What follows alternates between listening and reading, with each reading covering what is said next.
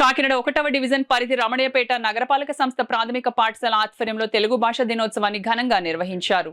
ఈ సందర్భంగా ఏర్పాటు చేసిన అవగాహన ర్యాలీని స్కూల్ హెచ్ఎం సుబ్బారావు ప్రారంభించారు. ఈ సందర్భంగా స్కూల్ విద్యార్థులు ప్లకార్డులు పట్టుకుని రమణయ్యపేట వీధిలో నినాదాలు చేస్తూ ప్రదర్శన చేశారు. ఈ సందర్భంగా స్కూల్ హెచ్ఎం సుబ్బారావు మాట్లాడుతూ తెలుగు భాష అభివృద్ధికి గిడుగు రామూర్తి పంతులు చేసిన సేవలను తెలుగు రాష్ట్రాల ప్రజలు ఎన్నటికీ మరవలేరన్నారు. ఈ కార్యక్రమంలో స్కూల్ ఉపాధ్యాయులు, విద్యార్థులు, సిబ్బంది పాల్గొన్నారు. అంతరిస్తున్నటువంటి తెలుగు భాషని పునరుద్ధరింపజేయాలి అనేటటువంటి ఉద్దేశంతో మరి ఈ యొక్క కార్యక్రమాన్ని నిర్వహించడం జరుగుతుంది. ముందుగా ర్యాలీ నిర్వహిస్తున్నాం. ర్యాలీ అనంతరం కూడా మరి తెలుగు పద్యాల పోటీలు, ఆ తర్వాత సభ కూడా జరుగుతుంది.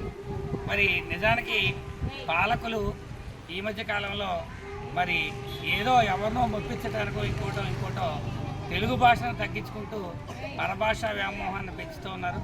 ఇది చాలా దురదృష్టకరం.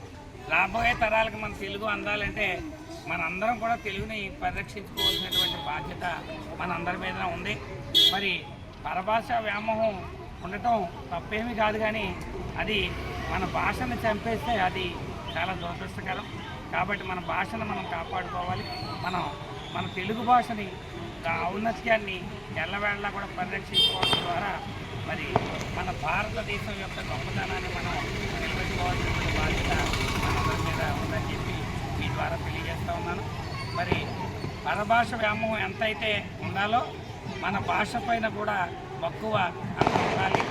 దాన్ని నిలబెట్టుకుని ఎల్లప్పుడూ కూడా ముందుకు సాగాలని